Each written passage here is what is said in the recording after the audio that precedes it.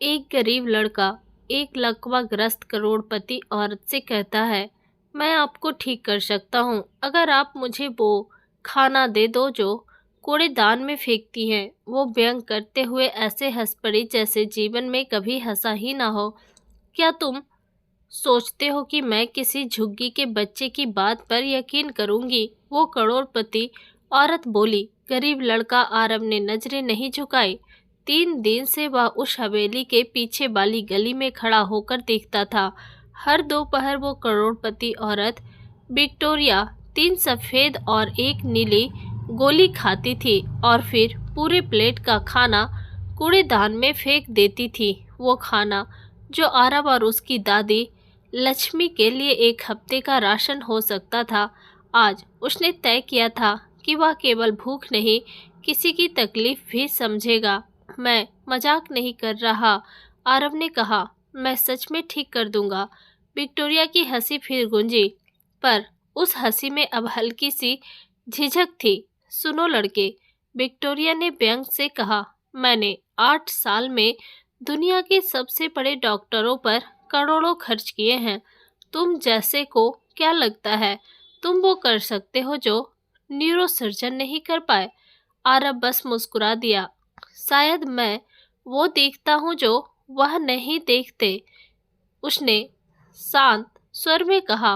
Victoria ने हंसी उड़ाई, लेकिन उसके चेहरे की चमक पल भर को फीकी पड़ गई। आरव ने धीरे से कहा, आप रोज 2 बजे गोलियां लेती हैं, फिर भी आपके पैर ठंडे रहते हैं। विक्टोरिया चौंक गई। तुम्हें ये कैसे पता? आरव बोला, क्योंकि मेरी दादी भी इन्हीं लक्षणों से गुजरी थी। आपका इलाज बाहर नहीं अंदर कहीं अटका है। विक्टोरिया ने दरवाजा बंद कर दिया, लेकिन आरव की आंखों में उसने कुछ देखा। वो न डर था न दया, वो यकीन था, और उस यकीन ने उसे बेचैन कर दिया। 3 दिन बीत चुके थे, लेकिन विक्टोरिया का मन शांत नहीं हुआ। उसने आईने में खुद को देखा, वही चेहरा, वही दर्द। वो लड़का कौन था? उसे मेरे दवाओं के बारे में कैसे पता? उसने अपने सहायक रैना को बुलाया। पता लगाओ उस लड़के के बारे में। कुछ घंटों बाद रिपोर्ट उसके हाथ में थी। आरव, उम्र 16 वर्ष, झुग्गी क्षेत्र, रिवेरी गार्डन में अपनी दादी लक्ष्मी के साथ रहता है। पिता अज्ञात, माँ का निधन जब वह 5 साल का था। एक निजी स्कूल में छात्रवृत्ति पर पढ़ता है, विज्ञान का छात्र है। अच्छा, विक्टोरिया ने रिपोर्ट पलटते हुए कहा। एक और गरीब जो सहानुभूति कमाकर चमत्कार बेचना चाहता है। लेकिन आखिरी पंक्ति पर उसकी नज़र ठहर गई। आरब की दादी स्थानीय लोगों की जड़ी बूटी चिकित्सा के लिए प्रसिद्ध थी। उसका दिल जोर से धड़क उठा। वो रात उसने बिना नींद के बिताई। दूसरी ओर आरब अपनी दादी के साथ छोटे से कमरे में चूल्हे के पास बैठा था। तो फिर उस अमीर औरत के घर गया था? दादी ने पूछा। हाँ दादी, आरब ने मुस्कुराते हुए कहा। वो बीमार है पर मानती नहीं। लक्ष्मी ने ठंडी सांस ली। कभी कभी बीमारी शरीर की नहीं, अहंकार की होती है बेटा, आरब ने धीरे से कहा। अगर वो मुझ पर यकीन करे तो मैं उनका इलाज कर सकता हूँ। दादी ने उसकी आंखों में देखा और कहा, ठीक है, वही कर जो सही लगे, बस उम्मीद मत छोड़ना। आरब ने तय कर लिया, वो फिर जाएगा, लेकिन इस बार किसी सौदे के लिए नहीं, बल्कि किसी सच्चाई के लिए। अगली सुबह विक्टोरिया ने जब दरवाज़ा खोला तो वो वही चेहरा देखकर चौंक गई। आरब हाथ में छोटा डिब्बा लिए खड़ा था। फिर आ गए, उसने तिरस्कार से कहा। हाँ, आरब ने सहजता से कहा, इस बार कुछ बेचने नहीं, बस दिखाने आया हूँ। उसने डिब्बा खोला। अंदर सूखे पत्तों की खुशबू थी। ये केवल दवा नहीं, ये राहत है, उसने कहा। जब मेरी दादी को लकवा हुआ था उन्होंने यही इस्तेमाल किया था। विक्टोरिया ने घृणा से सिर मोड़ लिया, पर उसी क्षण उसकी सांस हल्की सी अटक गई। कमरे में एक जानी पहचानी महक थी जो उसने वर्षों पहले अपनी माँ के घर में महसूस की थी। उसने कुछ नहीं कहा, लेकिन आरव की आंखों में एक बार फिर वही यकीन देखा जो उसके सारे डॉक्टरों में नहीं था। उस रात विक्टोरिया सो नहीं पाई।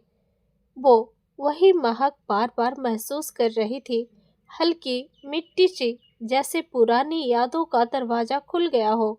उसने तकिए के पास रखी गोलियां देखी, 3 सफेद, 1 नीली। अचानक उसे अपनी सांसें भारी लगने लगी। क्या वाकई में मैं ज्यादा दवा ले रही हूँ? उसने खुद से पूछा। सुबह तक उसकी आंखों के नीचे गहरे घेरे थे। राना ने पूछा, मैम क्या डॉक्टर बुलाऊं? विक्टोरिया ने सिर हिलाया। नहीं, किसी बच्चे ने मेरे सोचने का तरीका बदल दिया है। उसने दवाइयों का डिब्बा मेज से हटाया और आरव की बात याद की। इलाज वहां से नहीं आता जहां हम उम्मीद करते हैं। वो सोचने लगी, शायद अब उस बच्चे से फिर बात करनी चाहिए। विक्टोरिया ने अपनी कार आरव की झुग्गी तक भेजी। लोग हैरान थे, इतनी बड़ी गाड़ी पहली बार वहां आई थी। आरव बाहर आया तो ड्राइवर ने कहा, मैडम ने आपको बुलाया है। आरव के चेहरे पर आश्चर्य नहीं, एक हल्की मुस्कान थी। कुछ देर बाद वह फिर उसी संगमरमर के हॉल में खड़ा था। विक्टोरिया ने पहली बार उसकी बात बिना ताना मारे सुनी। आरव ने समझाया, आपकी दवाएं सिर्फ दर्द दबा रही है, वजह नहीं मिटा रही। आपका शरीर ठंडा इसलिए है क्योंकि आपकी नसों में प्रवाह रुक गया है। आपको हर दिन धूप में बैठना होगा और अपने चेहरों को महसूस करने की कोशिश करनी होगी। विक्टोरिया ने तिरस्कार से कहा, धूप वो मुझे जला देगी। आरव ने कहा, नहीं, वो आपको जिंदा रखेगी। उसके आत्मविश्वास ने हवेली की हवा बदल दी। विक्टोरिया ने पहली बार सिर हिलाया। ठीक है, 1 हफ्ता तुम्हारे तरीके से। वो सुबह मालाबार हिल की हवेली में अजीब थी। सालों बाद विक्टोरिया धूप में बैठी थी। उसकी त्वचा पर किरणें पड़ी तो उसने आंखें बंद कर ली। आरव उसके पास बैठा। बस सांसें महसूस करो और अपने पैरों को हल्के से हिलाने की कोशिश करो।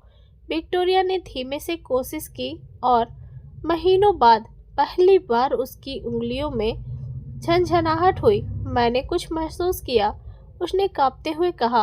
आरव मुस्कुराया। यही शुरुआत है। धूप में बैठी उस औरत ने अचानक खुद को इंसान की तरह महसूस किया, मशीन की तरह नहीं। उस शाम उसने डॉक्टर को फोन किया। आज मैंने अपने पैर महसूस किए। अब विक्टोरिया हर दिन आरव से मिलती थी। कभी वह हंसती, कभी तर्क करती, पर हर दिन थोड़ी सी आशा बढ़ती। धीरे धीरे विक्टोरिया का चेहरा नर्म पड़ने लगा। वो अब सिर्फ एक बीमार औरत नहीं थी, वो सीख रही थी कि किसी की सच्ची मदद पैसों से नहीं, भरोसे से होती है। एक शाम उसने आरव से पूछा, अगर मैं ठीक हो जाऊं तो तुम क्या मांगोगे? आरव ने कहा, सिर्फ एक वादा कि जब आप चलने लगेंगी तो किसी और के लिए वही करेंगी जो मैंने आपके लिए किया। विक्टोरिया की आंखें भीग गई। वो जानती थी असली इलाज शुरू हो चुका है।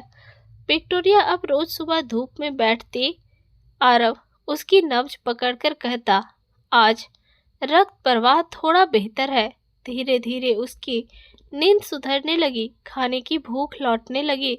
उसकी नौकरानी रैना ने कहा, मैम आपको देखकर लगता है जैसे आप फिर से जी रही हैं। विक्टोरिया मुस्कुरा दी। शायद उस लड़के ने मुझ में जान फूंक दी है। एक दिन आरव ने कहा, अब आपको पानी में पैर डुबोकर हल्की हरकत करनी होगी। विक्टोरिया झिझकी, मुझे डर लगता है गिरने का। गिरना बुरा नहीं है मैडम, बार बार बैठे रहना जरूरी बुरा है। आरव बोला। विक्टोरिया ने पहली बार पानी को महसूस किया। वो ठंडक अब डर नहीं, उम्मीद लग रही थी। धीरे धीरे उसके पैर कांपे और हिल उठे। राना ने देखा, व्हील चेयर के पास विक्टोरिया की उंगलियां हिल रही थी। वो चीख उठी, मैम आपने हिलाया। विक्टोरिया ने खुद को रोका नहीं। उसकी आंखों से आंसू निकल पड़े। मैंने महसूस किया वह बुदबुदाई। आरव ने बस मुस्कुराकर कहा, कहता था ना, शरीर कभी झूठ नहीं बोलता। विक्टोरिया ने सिर झुकाकर कहा, तुम्हारे जैसे किसी ने कभी मुझे चुनौती नहीं दी। आरव बोला, कभी कभी अमीरी नहीं, सच्चाई इलाज होती है। उस दिन हवेली की हवा अलग थी। दीवारों में भी एक शांति थी जो वर्षों से गायब थी।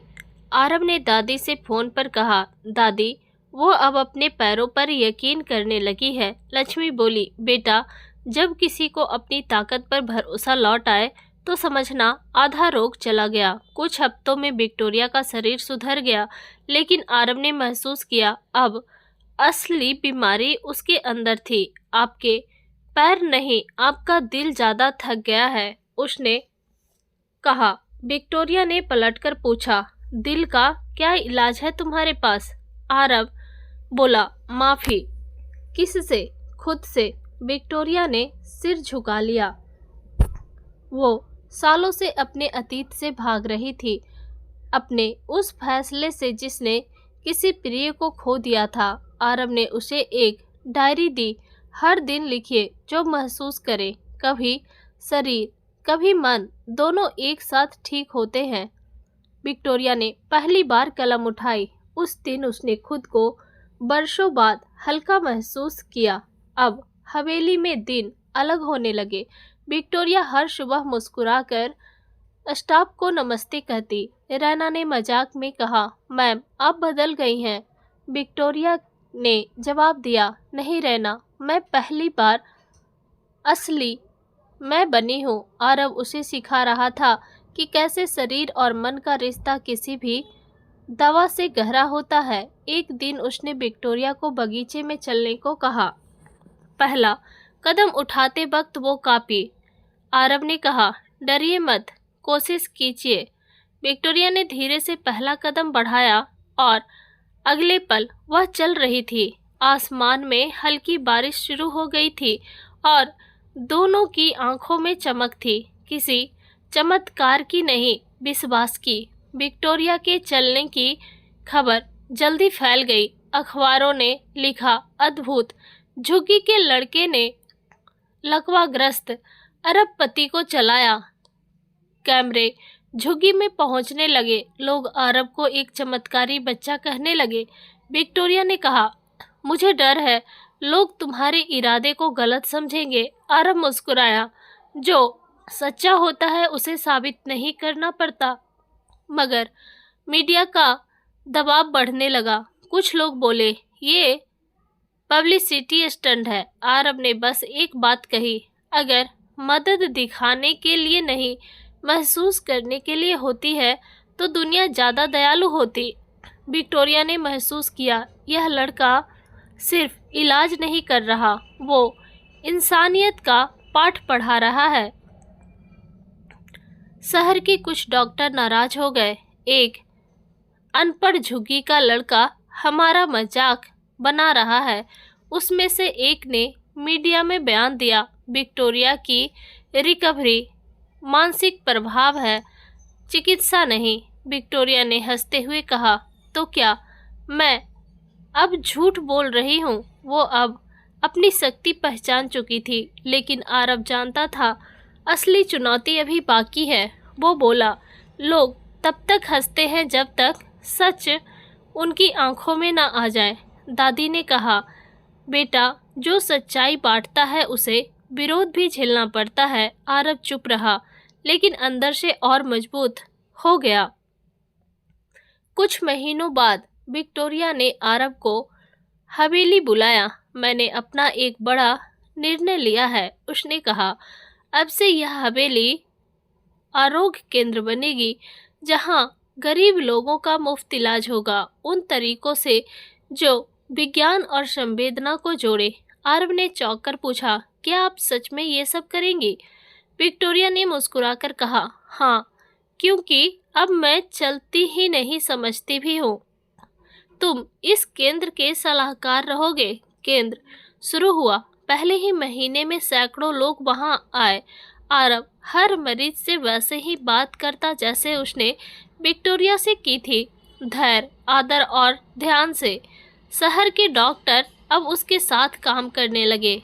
एक इंटरव्यू में उससे पूछा गया, तुम्हारे पास कोई मेडिकल डिग्री नहीं, फिर तुम ये कैसे करते हो? आरव ने मुस्कुराकर कहा, डिग्री ज्ञान देती है पर अनुभव समझ देता है। मैं दोनों सीखना चाहता हूँ। विक्टोरिया उसकी बात सुन गर्व से मुस्कुराई। वो अब समझ चुकी थी कि कभी कभी सबसे बड़ा इलाज देने वाला वही होता है जिसने खुद तकलीफ झेली हो।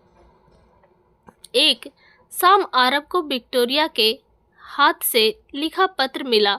आरव, तुमने मुझे चलना सिखाया पर उससे बड़ा उपहार दिया है, जीना सिखाकर। तुम्हारी सच्चाई ने मेरा अहंकार तोड़ा और उसे टूटने से मुझे शांति मिली। मैंने अपनी संपत्ति का एक हिस्सा उन बच्चों के लिए छोड़ा है जो विज्ञान और मानवीयता को साथ लेकर चलना चाहते हैं।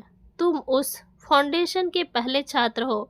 आरव की आंखें भर आई। उसने पत्र को दादी के चरणों में रखा। लक्ष्मी बोली, देखा बेटा, केवल दवा से नहीं, दया से भी जीवन बदलता है। कुछ महीनों बाद विक्टोरिया अपने नए केंद्र में आरव के साथ खड़ी थी।